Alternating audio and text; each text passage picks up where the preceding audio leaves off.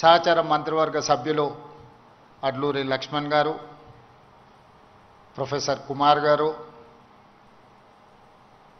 Yogita Rana education principal secretary గారు, Hyderabad city commissioner DGP CV Anand గారు, దేవసేన గారు, రిజిస్ట్రార్ గారు, ఇక్కడికి విచ్చేసిన తెలంగాణ నలుమూలల వైస్ ఛాన్సలర్స్ ప్రొఫెసర్ కోదండరామ్ గారు, education commission members, Osmania university teaching non teaching staff, విద్యార్థులందరికీ కూడా నా శుభాకాంక్షలు తెలియజేస్తున్నా.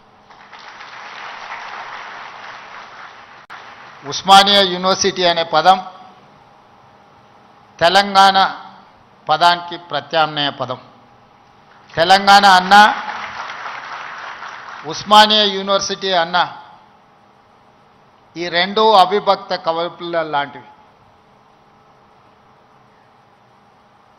ఈ మాట నేను చాలా అథారిటీతో మాట్లాడుతున్నా. 1917లో ప్రారంభించబడ్డ ఉస్మానియా యూనివర్సిటీ, ఏ నిజాం సర్కార్ ఈ ఉస్మానియా యూనివర్సిటీని ప్రారంభించిండో 1935 వచ్చే సమయానికి నిజాం నవాబును పొగుడుతూ పాడడం కాదు, ఉస్మానియా యూనివర్సిటీ గడ్డ మీద నుంచి దేశ స్వతంత్రం కోసం పాడుతున్న వందే మాతరాన్ని పాడి వినిపించిన పివి నరసింహారావు గారి ఈ గడ్డ మీద నుంచే, ఈ ఉస్మానియా యూనివర్సిటీ నుంచే ధిక్కార స్వరాన్ని వినిపించిండు. 1938 సాయుధ రైతాంగ పోరాటానికి తండాలలో, గూడాలలో, మారుమూల పల్లెల్లో ఉన్న ఎర్రజెండ మోసినోళ్ళు ఎందరో మంది ఆనాడు ఉద్యమ బాట పట్టినప్పుడు కూడా ఈ ఉస్మానియా యూనివర్సిటీ అండగా నిలబడి ఆనాటి పోరాటాల మీద ఈ గడ్డ మీద చర్చ జరిగింది. ఆ అంశమే కాదు, ఈ ఉస్మానియా యూనివర్సిటీకి ఒక గొప్ప చరిత్ర ఉన్నది.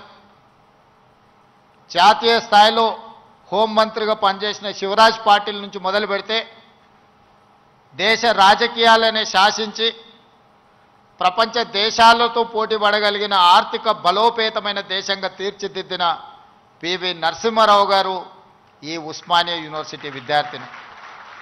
వీరే కాదు, తొలి తెలంగాణ ఉద్యమానికి నాయకత్వం వహించిన ఆనాటి డాక్టర్ చెన్నారెడ్డి గారు, మల్లికార్జున్ గౌడ్ గారు, మదన్ మోహన్ లాంటి వాళ్ళు ఈ ఉస్మానియా యూనివర్సిటీని విద్యార్థులే అని ఈరోజు మనం గుర్తు చేసుకోవాలి. వారే కాదు, ఉస్మానియా యూనివర్సిటీ విద్యార్థి రాజకీయాలలో రాణించి ఉత్తమ పార్లమెంటేరియన్గా ఈ దేశానికి, దక్షిణ భారతదేశంలో మొట్టమొదటి ఉత్తమ పార్లమెంటేరియన్గా రాణించిన జైపాల్ రెడ్డి గారు ఈ ఉస్మానియా యూనివర్సిటీ బిడ్డని. వారి తర్వాతి తరంలో ఒక జార్జి రెడ్డి, ఒక గద్దరన్నను అందించిన గడ్డ ఈ ఉస్మానియా యూనివర్సిటీ. ఆ తర్వాత చాలామంది ఈరోజు ఇక్కడ ఉన్న తెలంగాణ ఉద్యమంలో క్రియాశీలక భాగస్వామ్యం తీసుకున్న ఎంతోమంది విద్యార్థుల నుంచి ప్రొఫెసర్లుగా నుంచి తెలంగాణ సాధనలో తమ వంతు కర్తవ్యాన్ని నెరవేర్చిన వాళ్ళు ఈ గడ్డ మీద నుంచి ఇక్కడ చదువుకున్న వాళ్ళే, ఇక్కడ సమస్యల మీద చర్చించిన వాళ్ళే.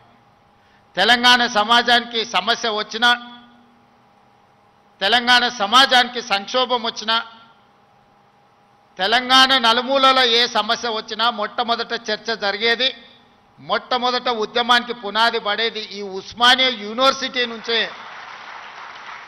కేవలం ఉస్మానియా యూనివర్సిటీ చదువుకోవడానికి, ప్రభుత్వ ఉద్యోగాన్ని సాధించడానికి కాదు, ఈ తెలంగాణ సమాజమైన 4 కోట్ల ప్రజలకు ఏ సమస్య వచ్చినా ఆ సమస్య మాదిగా భావించి చదువుతో పాటు పోరాటాన్ని నేర్పిన ఉస్మానియా యూనివర్సిటీ ఈనాడు తెలంగాణ రాష్ట్ర సాధనలో రాజకీయ పార్టీలు, రాజకీయ నేతలు వైఫల్యం చెంది ఇక మా వల్ల కాదు అని కాడి కింద పడేసినప్పుడు ఉస్మానియా యూనివర్సిటీ విద్యార్థులు ఉద్యమ బాట పట్టిన తర్వాతనే ఈ తెలంగాణ రాష్ట్ర సాధన కళ సాకారమైంది. ఇక్కడున్న ప్రొఫెసర్ కోదండరామ్ గారు ఆనాడు పొలిటికల్ జేఏసీకి నాయకత్వం వహించి తెలంగాణ రాష్ట్ర కళను ఈరోజు మనం నిజం చేసుకున్నాం. ఆనాడు చాలామంది చాలా రకాలుగా ప్రయత్నాలు చేశారు. ప్రతి ప్రయత్నంలో ఒక రాజకీయ ప్రయోజనంతో కూడుకున్న నిగూఢమైన ఒక ప్రణాళిక ఆలోచన ఉండడం వల్ల ఆ రాజకీయ నాయకుల యొక్క రాజకీయ ప్రయోజనం కోసం ప్రయత్నం చేస్తున్నప్పుడు వాళ్ళని సంపూర్ణంగా సమాజం విశ్వసించలేదు. అందుకే తెలంగాణ రాష్ట్ర సాధన వాదాయి పడుతున్న సందర్భంలో ఉస్మానియా యూనివర్సిటీ విద్యార్థులు మలిదశ తెలంగాణ ఉద్యమంలో శ్రీకాంతాచారి అమరుడై మన అందరికీ ఒక హితబోధ, ఒక జ్ఞానోదయం కలిగించారు. శ్రీకాంతాచారి అమరుడు అవ్వడం వల్ల శ్రీకాంతాచారి కుటుంబానికి ఎలాంటి ప్రయోజనం లేదు. శ్రీకాంతాచారి బతికుంటే గొప్పోడు అయి ఉండేవాడు, వాళ్ళ తల్లిదండ్రులకు ఎంతో కొంత సహాయం అందించి ఉండేవాడు. కానీ పాలకుల యొక్క ఆలోచనను, రాజకీయ పార్టీల యొక్క విధానాన్ని ప్రజల మధ్యన నిరసన తెలపడానికి తన ఆత్మ బలిదానం ఒక ఉత్ప్రేరకంగా పనిచేస్తుంది అని చెప్పి శ్రీకాంతాచారి మలి తెలంగాణ ఉద్యమంలో మొట్టమొదటి అమరుడై ఈ ఉస్మానియా యూనివర్సిటీ నుంచే తెలంగాణ ఉద్యమానికి పునాదులు పడ్డాయి. ఓ యాదయ్య ఉస్మానియా యూనివర్సిటీ గేటు దగ్గర నిటారుగా నిలబడి పెట్రోల్ పోసుకొని తగలబెట్టుకొని అగ్గిపుల్ల గీర్తే కాల్తేనే అమ్మా అనే మనము యాదయ్య జై తెలంగాణ అని చెప్పి తెలంగాణ రాష్ట్ర సాధనలో సమిదై ఈరోజు ఉస్మానియా యూనివర్సిటీలో ఒక ఈశాన్ రెడ్డి, ఒక వేణుగోపాల్ రెడ్డి ఈ ఉస్మానియా యూనివర్సిటీ నుంచే తెలంగాణ రాష్ట్రం సాధనలో సమిధలైన ఈరోజు చరిత్రలో మనం వాళ్ళని స్మరించుకోవాల్సిన అవసరం ఉన్నది. ఈ ఉస్మానియా యూనివర్సిటీ ఈ దేశానికి డాక్టర్లను, లాయర్లను, ఇంజనీర్లనే కాదు ఐఏఎస్లను, ఐపీఎస్లను అందించిన చరిత్ర ఉస్మానియా యూనివర్సిటీకి ఉంది. ఈ వేదిక మీద ఉన్న సిబి ఆనంద్ గారు 8991 ఈ ఉస్మానియా యూనివర్సిటీ విద్యార్థి 22 సంవత్సరాల వయసులోనే మొట్టమొదటి ప్రయత్నంలోనే ఐపీఎస్ సాధించిన యంగెస్ట్ ఐపీఎస్ ఆఫీసర్గా ఈరోజు డీజీపీ క్యాడర్లో హైదరాబాద్ కమిషనర్గా ఇక్కడి విద్యార్థి ఈ వేదిక మీద ఉన్నాడు అని అంటే ఈ ఉస్మానియా యూనివర్సిటీ ఎంత బలమైన పునాదులు వేసిందో తెలంగాణ నిర్మాణంలో ఈరోజు మనం గుర్తు చేసుకోవాలి. అందుకే మిత్రులారా, తెలంగాణలో ఏ సమస్య వచ్చినా, తెలంగాణ ప్రజలకు ఏ అవసరం వచ్చినా అండగా నిలబడే ఈ ఉస్మానియా యూనివర్సిటీ కళావిహీనమైపోయి వైస్ ఛాన్సలర్ల నియామకం జరగక, ప్రొఫెసర్లు రిటైర్ అయిపోతే ప్రమోషన్లు ఇవ్వక, అసోసియేట్ అసిస్టెంట్ ప్రొఫెసర్లను కాదు లెక్చరర్లను, నాన్ టీచింగ్ స్టాఫ్ను కూడా నియామకాలు చేయక కొద్ది కొద్దిగా క్యాన్సర్ లాగా ఈ ఉస్మానియా యూనివర్సిటీని నిర్వీర్యం చేసి తెలంగాణ సమాజానికి చైతన్యాన్ని అందించే ఈ ఉస్మానియా యూనివర్సిటీని కాల గర్భంలో కలిపేయాలని కుట్ర జరుగుతున్న సందర్భంలో ఖచ్చితంగా ఈ ఉస్మానియా యూనివర్సిటీ పూర్వ వైభవాన్ని మళ్ళీ ప్రారంభించాలి అనే ఒక గొప్ప ఆలోచనతోని నేను ముఖ్యమంత్రి అయిన మరుక్షణం ఉస్మానియా కాకతీయ యూనివర్సిటీలతో పాటు అంబేద్కర్ ఓపెన్ యూనివర్సిటీ నుంచి మొదలు పెడితే యూనివర్సిటీలను అన్నిటిని కూడా చదువుకే కాదు సామాజిక చైతన్యానికి వేదికలు కావాలి. ఈ యూనివర్సిటీల వైస్ ఛాన్సలర్కి ఒక సామాజిక స్పృహతో పాటు సామాజిక చైతన్యం ఉన్న వాళ్ళని నియమించాలి అని చెప్పి సామాజిక న్యాయాన్ని చేయడమే కాదు, చెప్పడమే కాదు, చేసి చూపించినాం. 108 సంవత్సరాల ఉస్మానియా యూనివర్సిటీ చరిత్రలో ఈ గడ్డ మీద ఒక్క దళితుడు కూడా వీసీ కాలేదు, వైస్ ఛాన్సలర్ కాలేకపోయింది. వాళ్ళ కుమార్ని, ఒక దళిత బిడ్డని ఈరోజు మనం ఉస్మానియా యూనివర్సిటీ వైస్ ఛాన్సలర్గా చేసినాం. దళితుడని చెయ్యలే, ఆయనలో ఉన్న నైపుణ్యాన్ని, చదువును గుర్తించి చదువుకున్నవాడు ఈ సమాజానికి ప్రయోజకుడవుతాడని చెప్పి ఈరోజు ఒక కుమార్ను వీసీగా నియమించడం జరిగింది. ప్రొఫెసర్ చక్రపాణి గారిని ఇవాళ వైస్ ఛాన్సలర్గా నియమించడమంటే తెలంగాణ ఉద్యమంలో పాల్గొనడమే కాదు, తెలంగాణ సమాజానికి ఏమి కావాలనో ఆలోచించగలిగిన శక్తి ఉంది కాబట్టే ఈరోజు వారిని కూడా మనం వైస్ ఛాన్సలర్గా నియమించుకున్నాం. ప్రొఫెసర్ పురుషోత్తంని విద్యా కమిషన్లో ఈరోజు నియమించడము అని అంటే వారు చదువుకున్నారు కాబట్టి. ఇవాళ విద్యా కమిషన్ను మొట్టమొదటిసారి తెలంగాణ రాష్ట్రంలో ఏర్పాటు చేసుకుంటే అక్నూర్ మురళి ఐఏఎస్ ఆఫీసర్ని దానికి నియమించడమంటే ఒక చారగొండ వెంకటేష్ని ఈ యూనివర్సిటీ విద్యార్థిని అందులో సభ్యుడిగా వేసినామంటే ఈరోజు వాళ్ళు చదువుకున్నారు, చైతన్యం ఉన్నది కాబట్టే ఈ సమాజానికి ప్రయోజనం చేకూరాలి అని ఈరోజు బాలలక్ష్మికి కూడా అవకాశం ఇచ్చినామంటే ఈ ఉస్మానియా యూనివర్సిటీ విద్యార్థిని. ఈరోజు దయాకర్ ఇక్కడ ఎమ్మెల్సీ అయి కూర్చున్నాడంటే ఇక్కడ చదువుకొని ఇక్కడి నుంచి రాణించిన విద్యార్థులు వీళ్ళందరూ. ఈ ఉస్మానియా యూనివర్సిటీ 4వ తరగతో 3వ తరగతో లేకపోతే 2వ తరగతో లేకపోతే గ్రూప్ 1 ఆఫీసర్లను ఉత్పత్తి చేయడానికి కాదు, ఈ తెలంగాణ సమాజాన్ని పునర్నిర్మించడానికి అవసరమైన మేధా సంపత్తిని ఈ ఉస్మానియా యూనివర్సిటీ నుంచి మేము ఆశిస్తున్నాం. అందుకే ఇవాళ మిత్రులారా 21 సంవత్సరాలలో ఐఏఎస్లు ఐపీఎస్లై జిల్లా అధికారులుగా పరిపాలన సాగిస్తున్న ఈ సందర్భంలో ఒకనాడు రాజ్యాంగం రాసుకున్నప్పుడు డాక్టర్ బాబాసాహెబ్ అంబేద్కర్ గారు 21 సంవత్సరాల ఓటు హక్కునిచ్చి 25 సంవత్సరాలు శాసనసభ ఎన్నికల్లో పోటీ చేయడానికి ఒక అర్హత పెట్టారు. ఈరోజు మీ అందరి సమక్షంలో ఈ ఉస్మానియా యూనివర్సిటీ నుంచి ఒక కార్యాచరణగా ఒక ఉద్యమంగా ఆలోచన చేయండి. ఓటు హక్కు రాజీవ్ గాంధీ గారు 18 సంవత్సరాలకు తగ్గించినప్పుడు ఐఏఎస్ ఐపీఎస్లు 21 సంవత్సరాలు నిండిన వాళ్ళు ఈరోజు పరిపాలన సాగిస్తుంటే శాసనసభలో 21 సంవత్సరాలు నిండిన యువకులు ఎందుకు ఎమ్మెల్యేలుగా ఉండకూడదో ఒకసారి ఆలోచన చేయండి. యువ నాయకత్వం ఈ దేశానికి అవసరం ఉన్నది. ఇవాళ ఈ దేశంలో ముఖ్యంగా తెలంగాణ రాష్ట్రంలో 18 సంవత్సరాలు పైబడి 35 సంవత్సరాల లోపల ఉన్న జనాభా 65%. ఇదే దేశం యొక్క సంపద. ఈ యువ సంపద, ఈ యువ మేధస్సు ప్రపంచ దేశాలకు ఎగుమతి అయి ఇవాళ అమెరికా సింగపూర్లను అత్యంత ధనిక దేశంగా రాణించడానికి మన వాళ్ళ శ్రమ ఉన్నది, మన వాళ్ళ చెమట ఉన్నది. మరి ఇతర దేశాలకే తమ మేధా సంపత్తిని కరిగించి సంపద గల దేశంగా మారుస్తుంటే మన రాష్ట్రాన్ని సంపద గల రాష్ట్రంగా మనం ఎందుకు మార్చుకోకూడదు? మన యువకులు ఎందుకు మన అభివృద్ధిలో భాగస్వాములు కాకూడదు? ఒకసారి ఆలోచన చేయండి. ఈరోజు ఈ ఉస్మానియా యూనివర్సిటీ చదువులకే కాదు పరిశోధనలకు కూడా వేదిక కావాలి. ఈ ఉస్మానియా యూనివర్సిటీ సమస్యల్ని చర్చించడానికే కాదు సైద్ధాంతిక పరమైన ఆలోచనలు భిన్న అభిప్రాయాలకు కూడా చర్చకు వేదిక కావాలి. సామాజిక సమస్యల్ని పరిష్కరించుకోవడానికి కూడా ఇక్కడ చర్చలు జరగాలి. సిద్ధాంతపరమైన చర్చలు జరగాలి, సాంకేతికపరమైన చర్చలు జరగాలి. వీటి ద్వారా సమాజానికి మేలు ఒనగూరాలి. ఈరోజు మనకు నచ్చని సిద్ధాంతం ఉంటే చర్చించడానికి మనం సిద్ధంగా లేము. అసహనం పెరిగిపోయింది. నచ్చని సిద్ధాంతం ఉంటే చర్చించడం ద్వారా ఆ సిద్ధాంతంలో ఉన్న లోపాన్ని లేవనెత్తి చూపించడం ద్వారా వాళ్ళను ఒప్పించి చర్చల ద్వారా ఓడించి రాణించాలి. కానీ వాళ్ళని అణిచివేసో లేకపోతే వాళ్ళ మీద మన అధికారాన్ని ఆధిపత్యాన్ని ప్రదర్శించడం ద్వారా ఎక్కువ కాలం ఇది సాగదు.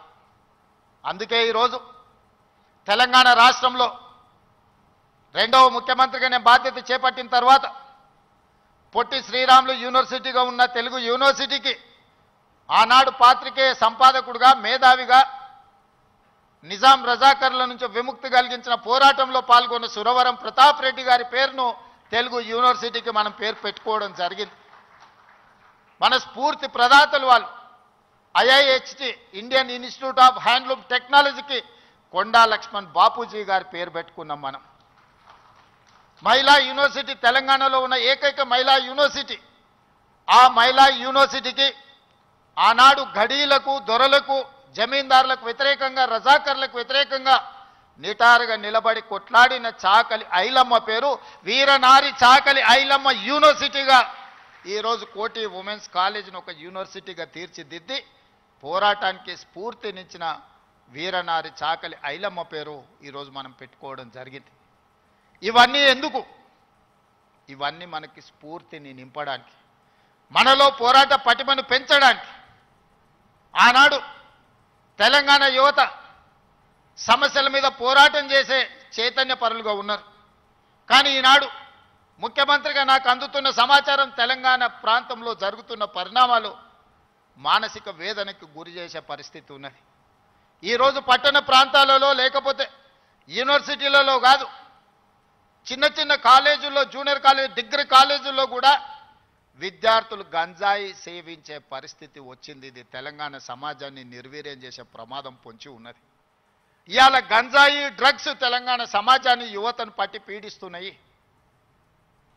ఇవాళ సిద్ధాంతపరమైన పోరాటాలు లేకపోతే సామాజిక చైతన్యానికి సంబంధించిన ఉద్యమాలు లేకపోవడం వల్ల ఈరోజు ఈ విద్యార్థులు వ్యసనాల వైపు బానిసలు అవుతున్నారు. ఇది మనందరం, ఇక్కడున్న మేధావులందరూ ఆలోచన చేయాలి, చర్చ చేయాలి.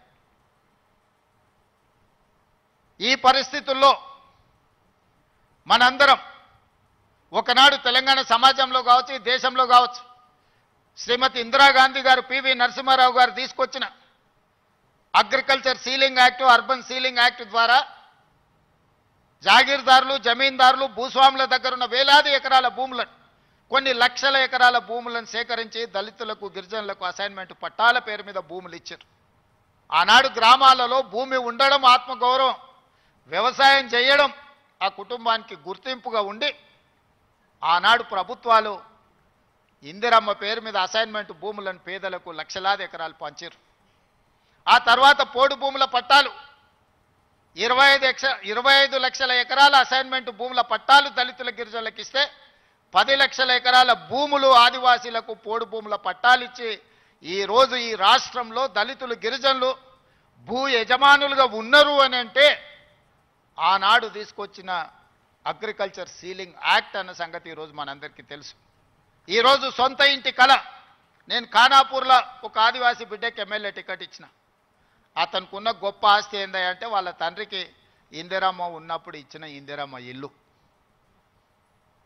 నేను అక్కడ నాగోబా జాతర దర్శించుకోవడానికి ఒక గిరిజన సాంప్రదాయానికి సంబంధించి గుడిని సందర్శించినప్పుడు చైతన్యం కలిగిన యువకుడుగా వాళ్ళందరినీ సమన్వయం చేస్తూ ఒక యువకుడు నాకు కనిపించింది. పిలిచి పేరు అడిగినా నాకు అర్థం కాలే. తర్వాత నా పక్కన వాళ్ళకి చెప్పిన, అబ్బాయి ఫోన్ నెంబర్ తీసుకొని, చదువుకున్నాడు, చైతన్యం ఉన్నది, ఫీల్డ్ ఎన్ఆర్ఈజీఎస్లో ఫీల్డ్ అసిస్టెంట్గా పనిచేస్తున్నాడు అని చెప్తే అతన్ని పికప్ చేసుకొని ఎమ్మెల్యే టికెట్ ఇస్తే ఈరోజు ఎడమ బోజు పేరు మీద శాసనసభలో ప్రాతినిధ్యం వహిస్తున్నాడు. దానికి కారణం చదువు, చైతన్యం.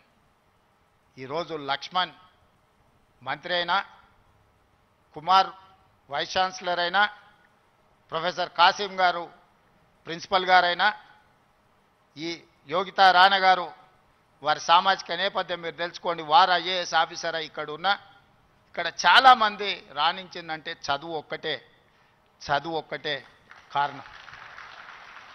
ఇవాళ చదువును మనం నిర్లక్ష్యం చేసే పరిస్థితి లేదు. ఈరోజు నేను ఉన్న వాస్తవం మీ దగ్గర చెప్పదలుచుకున్నా. నా దగ్గర పంచడానికి భూములు లేవు. మిమ్మల్ని ధనవంతులు చేయడానికి ఖజానా ఖాళీగా ఉన్నది. ఖజానా ఒట్టిపోయి ఉన్నది.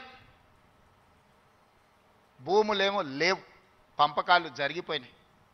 ఈరోజు తెలంగాణలో 1,50,00,000 ఎకరాల వ్యవసాయ యోగ్యమైన భూములు ఉంటే 96% చిన్న సన్నకారు రైతులే. అంటే ఎకరము, 2 ఎకరాలు, 3 ఎకరాలే. ఇప్పుడు అగ్రికల్చర్ సీలింగ్ యాక్ట్ తెచ్చినా నేను గుంజుకోవడానికి గజం కాదు కదా, ఇంచు భూమి కూడా లేదు.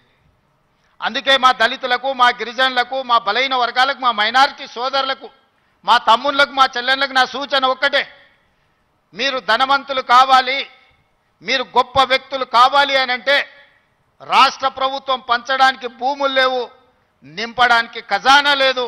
మీకు నేను ఇవ్వగలిగింది విద్య ఒక్కటే, నాణ్యమైన విద్యనే. మీ తలరాతలను మారుస్తుంది. మీ తలరాతలు మారాలంటే మీరు చదువుకోవాలి. చదువు ఒక్కటే పరిష్కారం. చదువు ఒక్కటే మిమ్మల్ని గుణవంతులు చేస్తుంది, ధనవంతులను చేస్తుంది, శ్రీమంతులు చేస్తుంది. ఈ తెలంగాణ సమాజంలో మిమ్మల్ని భాగస్వాములను చేస్తుంది. చదువుకునే వయసులో మీరు ఇతర వ్యాపకాలకు లోనైతే జీవితాంతం బాధతోని కుళ్ళి కృషించి చావాల్సిన పరిస్థితి వస్తుంది.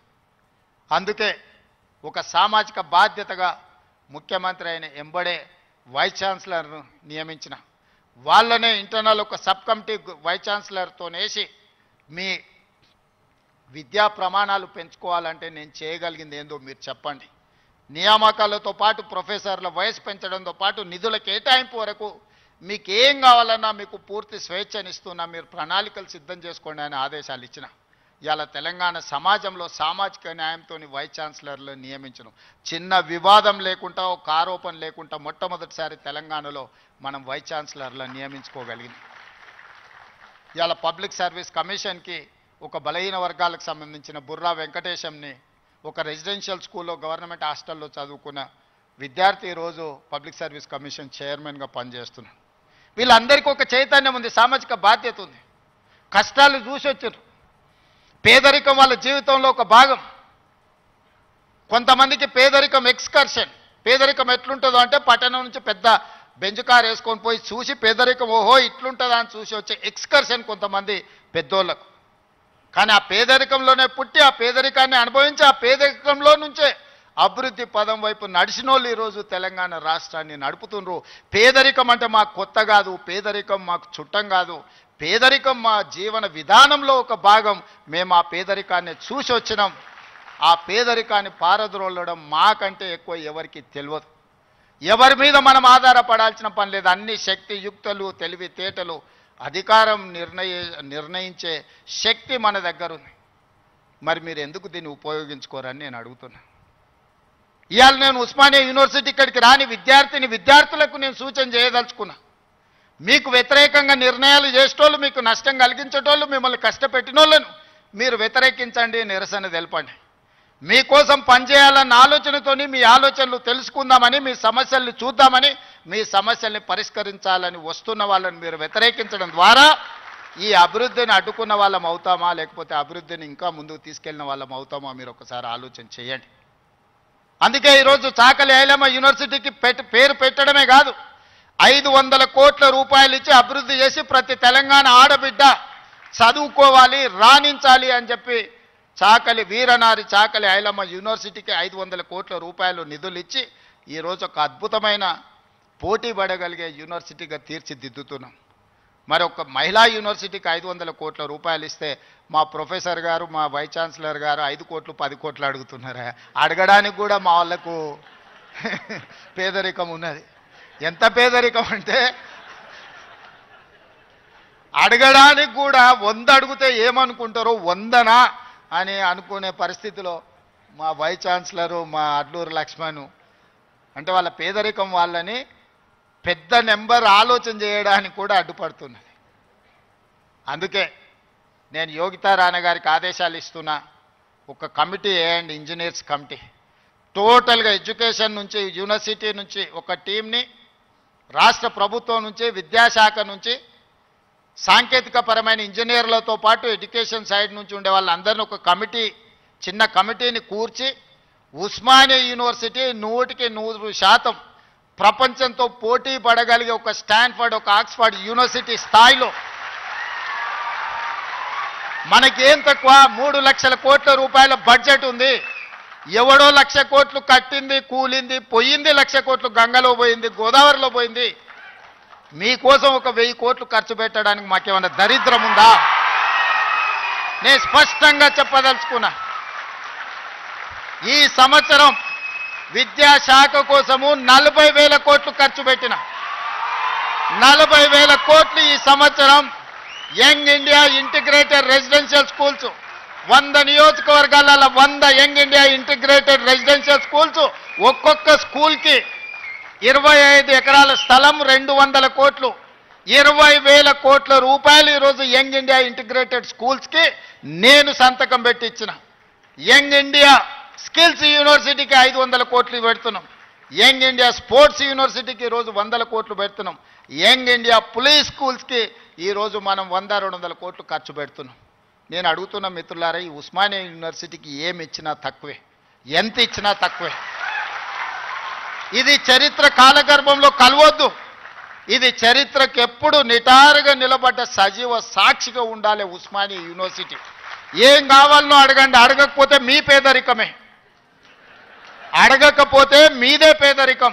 అది నా తప్పు కాదు, అది మీ తప్పు, మీ పేదరికం తప్పు. మీ ఆలోచనల్ని సవరించుకొని, అంచనాలను వేసుకొని ఏమేం కావాలనో చెప్పండి, అన్నిటిని ఇచ్చే బాధ్యత నాది. దీన్ని ఒక అద్భుతమైన యూనివర్సిటీగా, ఈ యూనివర్సిటీ లేకపోతే తెలంగాణకు చరిత్రనే లేదు. తెలంగాణ చరిత్రను నిక్షిప్తం చేసే యూనివర్సిటీ ఉస్మానియా యూనివర్సిటీ. తెలంగాణ పదానికే ప్రత్యామ్నాయం ఉస్మానియా యూనివర్సిటీ.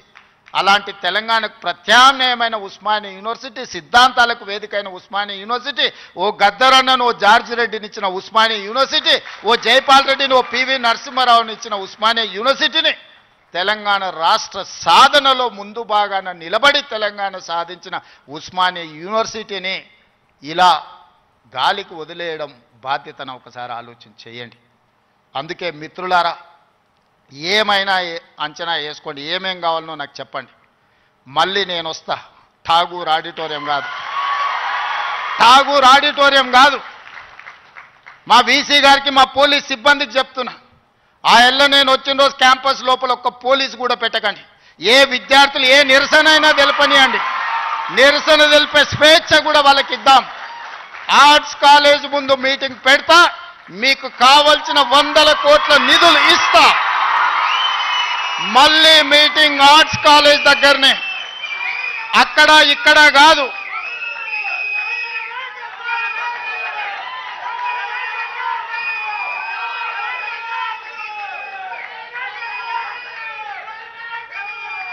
ఆర్ట్స్ కాలేజ్కి వచ్చిన రోజు డీజీపీ గారికి, సిటీ కమిషనర్ గారికి నేను ఆదేశాలు ఇస్తున్నా, ఒక్క పోలీస్ కూడా క్యాంపస్ లోపల ఉండొద్దు, నేను వస్తా. ఎవరు వీళ్ళు? మా తమ్ముళ్ళు, మా చెల్లెళ్ళు తండాలలో, గూడాలలో, మారుమూల పల్లెల్లో పేదరికం రుచి చూసి అభివృద్ధి జరగాలి, డాక్టర్లు, లాయర్లు, ఇంజనీర్లు కావాలి, ఐఏఎస్లు, ఐపీఎస్లు, ఐఎఫ్ఎస్లు అయి ఈ దేశ నిర్మాణంలో భాగస్వాములు కావాలని ఇక్కడికి వచ్చిన వాళ్ళను ఆనాడు ఉన్నాయన గొర్రెలు, బర్రెలు, చేపలు పెంచుకోండి అంటే ఈరోజు డాక్టర్లు, లాయర్లు, ఇంజనీర్లు కాండి, ఐఏఎస్లు, ఐపీఎస్లు కాండి అని నేనంటున్నా. నేను రావద్దా? ఎందుకు రావద్దు? గొర్రెలు, బర్రెలు, చేపలు పెంచుకునేటోనికి నేను రావద్దని కోరిక ఉండొచ్చు, కానీ డాక్టర్లు, లాయర్లు, ఇంజనీర్లు, ఐఏఎస్లు, ఐపీఎస్లు అయ్యే విద్యార్థులకు నేను రావద్దని నన్ను అడ్డుకోవాలన్న ఆలోచన ఎందుకు ఉంటుంది? ఒకవేళ అడ్డుకుంటే వాళ్ళు వేసే యక్ష ప్రశ్నలకు సమాధానం చెప్పే చిత్తశుద్ధి నాకుంది. తెలివి ఉందా లేదా పక్కన పెడితే నాకు చిత్తశుద్ధి ఉంది. నా చిత్తశుద్ధిని ఎవరు ప్రశ్నించలేరు, ఎవరు శంకించలేరు. అందుకే మీరు అంచనాలు పెంచండి, అంచనాలు వేయండి, అన్ని వివరాలు సేకరించండి. డిసెంబర్ మాసం మనకు అత్యంత కీలకమైన మాసం. Miracle month is December. క్రిస్మస్ని మిరకల్ మంత్ అంటారు, అద్భుతాలు జరిగే నెల అంటారు. డిసెంబర్ 9, 2009కి చరిత్ర పుటలలో ఒక గొప్ప పేజీ ఉన్నది. మొట్టమొదటి తెలంగాణ రాష్ట్ర ప్రకటన డిసెంబర్ 9, 2009 నాడు జరిగింది. అందుకే డిసెంబర్ నెల అంటే నాకు అత్యంత ఇష్టం. మళ్ళీ డిసెంబర్లో ఆర్ట్స్ కాలేజ్ దగ్గర మీటింగ్ పెట్టండి, నేను వస్తా. మీకేం కావాలనో అక్కడికక్కడ అన్ని మంజూరు చేసి జీవో ఇచ్చిపోతా. మొత్తం లెక్క పెట్టండి, ఏం పనులు కావాలనో నాకు చెప్పండి. అన్ని రిక్రూట్మెంట్స్తో సహా మీరు ప్రణాళికలు చేసుకోవాల్సింది. నేను మంజూరు చేసేదే నా బాధ్యత. పబ్లిక్ సర్వీస్ కమిషను ఆనాడు గ్రూప్ 1 పరీక్షా పత్రాలు జిరాక్స్ సెంటర్లలో పల్లి బఠానీల కింద అమ్ముకుంటే పబ్లిక్ సర్వీస్ కమిషన్ని ప్రక్షాళన చేసి కొత్తగా నియమించి పరీక్షలు నిర్వహించి దాదాపుగా 85% ఎస్సీ, ఎస్టీ, బీసీ మైనారిటీలు ఈరోజు సెలెక్ట్ అయ్యే పరిస్థితి ఉంటే కొంతమంది అడ్డుకోవాలని కోర్టుకెళ్ళి స్టే తీసుకొచ్చి సంవత్సరాల కొద్దీ 2011లో పబ్లిక్ సర్వీస్ కమిషన్ గ్రూప్ 1 పరీక్షలు జరిగితే 2025 వరకు మళ్ళీ పరీక్షలు జరగలేదు. 14-15 ఏళ్ల తర్వాత నేను పరీక్షలు నిర్వహిస్తే ఫలితాలను ప్రకటించకుండా అడ్డుకుంటున్నారు. విద్యార్థులారా మీరు ఆలోచన చేయండి. 60,000 ప్రభుత్వ ఉద్యోగాలు ఒక్కొక్కరి తలలు లెక్కబెట్టి ఎల్బీ స్టేడియంలోనే వాళ్ళ కుటుంబాలు, వాళ్ళ తల్లిదండ్రులను పిలిచి నియామక పత్రాలు అందించి 60,000 ప్రభుత్వ ఉద్యోగ ఖాళీలను మొదటి సంవత్సరంలోనే భర్తీ చేసిన. విద్యను పెంచాలి, విద్యను పంచాలి అని 11,000 మంది టీచర్లను 55 రోజుల్లో నోటిఫికేషన్ ఇవ్వడమే కాదు, రిక్రూట్ చేసి నియామక పత్రాలు అందించిన తెలంగాణ రాష్ట్రంలో కొన్ని కారణాల వల్ల ఎస్సీ కేటగరైజేషన్, ఇతర అంశాల వల్ల రిక్రూట్మెంట్ను వాయిదా పెట్టినా ఈరోజు ఆ సమస్యను పరిష్కరించుకొని దాదాపుగా ఇంకో 40,000 ఉద్యోగాలను రాబోయే 6 నెలల నియామకాలు చేపట్టి 2.5 సంవత్సరాలు పూర్తి చేసుకునే లోపల 1,00,000 ఉద్యోగాలు భర్తీ చేయాలి ప్రభుత్వంలో అని ప్రయత్నం చేస్తున్నా. ఇతర దేశాలు ఇతర రాష్ట్రాలు పర్యటించి పెట్టుబడులు తెచ్చి ప్రైవేట్లో దాదాపుగా 20 నెలల 1,50,000 ఉద్యోగాలు ఈరోజు ప్రైవేటు రంగంలో మనం కల్పించినాం.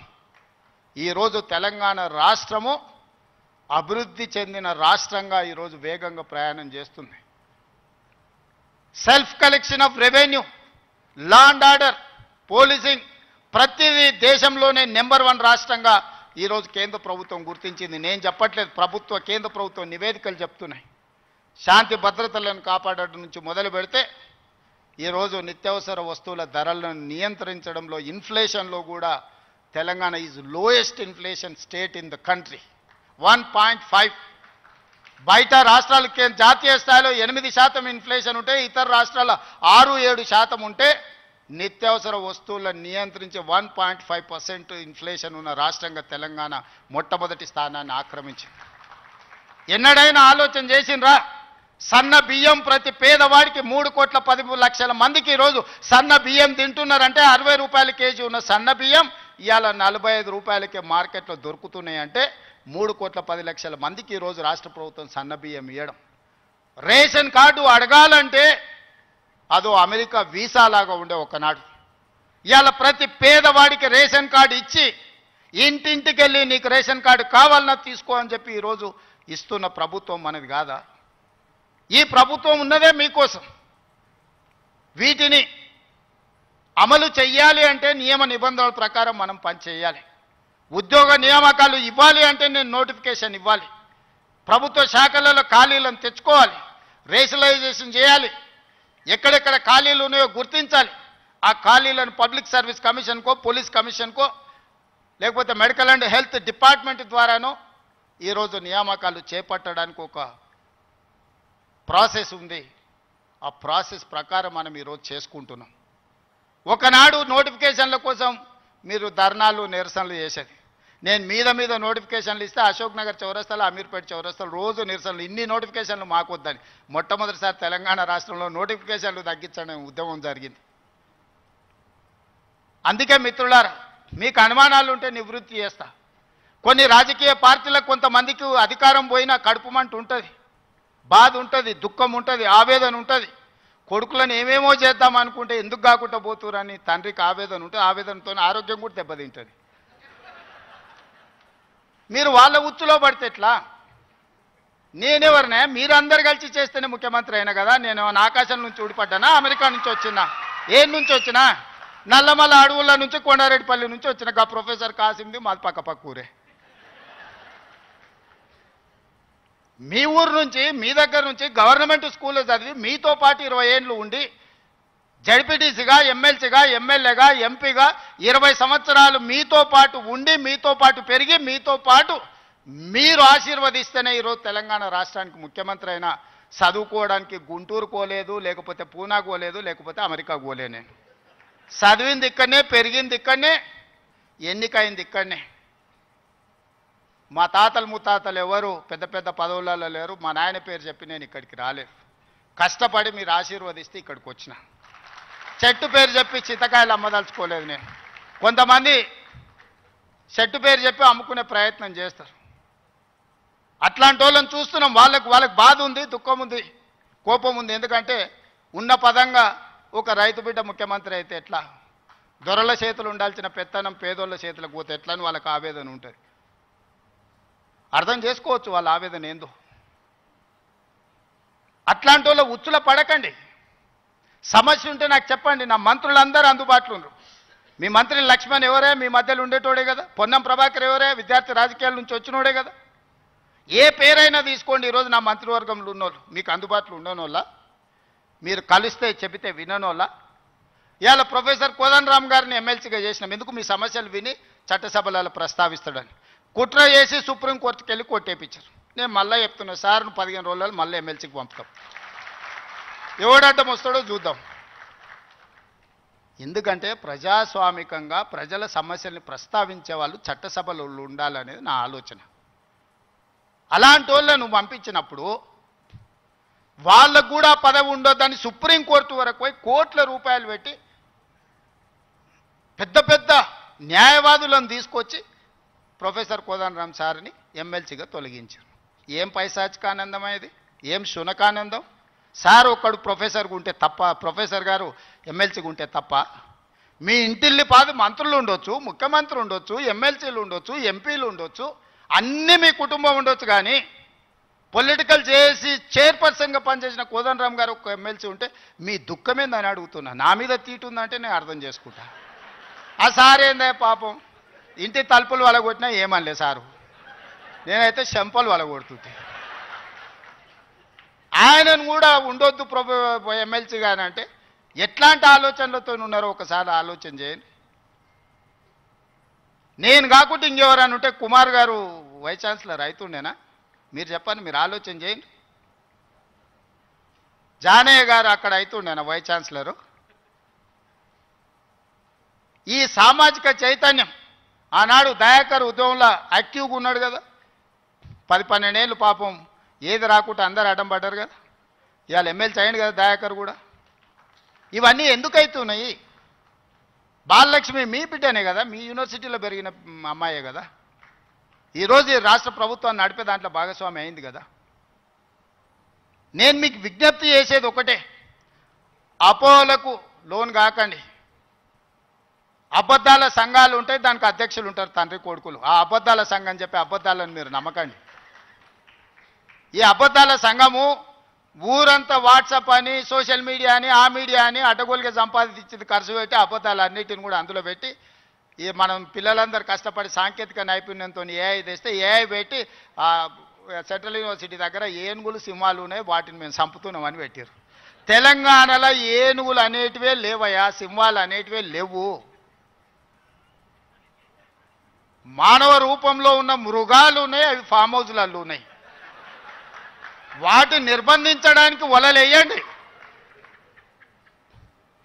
మదర్ ట్రైన్లను బంధించడానికి గోతులు దొవ్వండి. లేని ఏనుగులను, లేని సింహాలను సెంట్రల్ యూనివర్సిటీలో ఉన్నాయి, వాటిని నేను చంపేస్తున్నా అని చెప్పి సోషల్ మీడియాలో ఏ ఆర్టిఫిషియల్ ఇంటెలిజెన్స్ను ఉపయోగించి అతి తెలివితేటలన్నీ ప్రదర్శించి అడ్డుకున్నారు. ఎంతకాలం అడ్డుకుంటారు? ఏది ఇష్టం లేదు వాళ్ళకు. ఏదన్నా మనం వచ్చినాక చేస్తా అన్నది ఏదన్నా ఇది మంచిగా ఉంది, ఇది బాగుంది అన్నారా? గంజాయి డ్రగ్స్ను నిర్మూలించడానికి ఈగల్ ఫోర్స్ అని తెచ్చినాం, అది ఎందుకయ్యా రద్దు చేయండి అన్నారు. చెరువుల పేరు మీద, ఫామ్ హౌస్ల పేర్ల మీద చెరువులు ఆక్రమించుకొని, గంటిపేట, ఉస్మాన్ సాగర్, హిమాయత్ సాగర్లను ఆక్రమించుకొని పెద్ద పెద్ద ఫామ్ హౌస్లు కట్టుకుంటే కూలగొట్టడానికి హైడ్రా తెచ్చిన. లేదు హైడ్రాని కూలగొట్టండి అంటారు. మన వరదలు వచ్చినప్పుడు సామాన్యులు చెప్తారు, సార్ మా ఇళ్ళకి నీళ్ళు వచ్చినాయి, మా టీవీలు, ఫ్రిడ్జులు, మంచాలు, మా ఆస్తి అంతా తడిచిపోయింది, ఏం చేయాలి సార్ అని. సన్న బియ్యం ఇస్తే ఇచ్చేదే లేదండి, రేషన్ కార్డు ఇస్తే వద్దండి. ఏది చేసినా వద్దంటురు. ఈ వద్దనేటోళ్ళని ఏమనాలో మీరే చెప్పుర్రి. ఏదన్నా ఒక్కటన్నా అభినందించిందా 20 నెలల్లో? అన్ని ఇచ్చిపెట్టుండ్రి. వైస్ ఛాన్సలర్ నియమించిన మంచి పనే కదా, రిక్రూట్మెంట్ ఇవ్వమని అనుమతించిన మంచి పనే కదా. గలీజ్ అలవాట్లు ఉన్న గంజాయి డ్రగ్స్ను రద్దు చేయాలి, ఈపులు ఇరగొట్టాడని చెప్పిన అది అయితే మంచి పనే కదా. ఇవి కూడా అభినందించకుండా నన్ను తిడుతున్నారంటే వాళ్ళ ఉద్దేశం ఏంది, వాళ్ళ దుఃఖం ఏంది? మీకు వాళ్ళతో ఉన్న లాలుచేంది, గంజాయి అమ్మేటోళ్ళతోని, డ్రగ్స్ అమ్మేటోళ్ళతోని. దీపావళి పండుగ కంటే దావత్ చేసుకున్నాడంట బామర్ది. మేము దీపావళి పండుగకు చిచ్చుబుట్లు కాల్చుకుంటే వాళ్ళు సారా బుట్లు పెట్టుకొని దావత్ చేసుకున్నాం. అందులో పట్టుకుంటే డ్రగ్స్ తీసుకున్నాడు దొరికింది. అట్లెట్లా పట్టుకుంటారు అంటాడు. అంటే డ్రగ్స్ తీసుకుంటే పట్టుకోవద్దా? మీరే చెప్పురే. వద్దు అని అంటే వదిలిపెడదాం. మరి మీరు అందరు కలిసి తీర్మానం చేస్తే గంజాయి డ్రగ్స్ తీసుకోవచ్చు, మనం ఏమనొద్దు. తెలంగాణ రాష్ట్రంలో వాళ్ళు చెప్పినట్టు మరి అట్లాంటి రాజ్యాంగం ఏదైనా ఉంటే నాకు చూపిరు.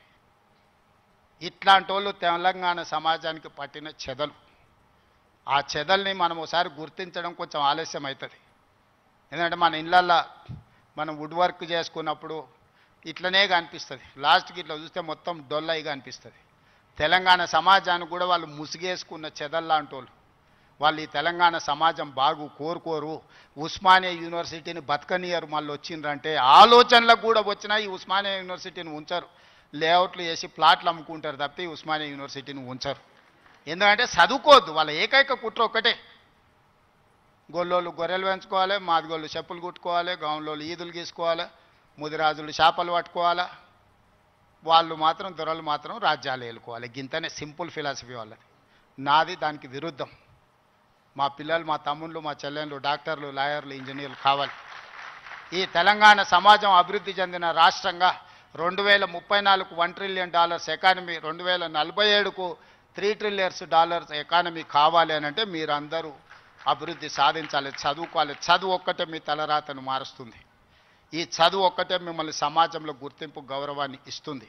ఆ చదువుకు ఏం కావాలన్నా చేసే బాధ్యత నాది. మీ సోదరుడిగా, మీ వాడిగా నేను మాటిస్తున్నా. ఏం కావాలనో అడగండి, అన్నిది ఇచ్చే బాధ్యత నాది. ఇంకో దగ్గర అయితే అవసరమైతే ఆపుతా. ఇంకెక్కడన్నా అడ్జస్ట్మెంట్ ఉంటే అక్కడనో ఇక్కడనో ఇంకేదాన్ని ఉంటే నల్లా బంద్ చేసి అయినా కాలు ఇక్కడ మలుపుతా. మీరేం ఫికర్ పెట్టుకోకరి, నేనున్నా. మీరు కావాల్సింది చేసుకోండి. ధన్యవాదాలు మిత్రులారా.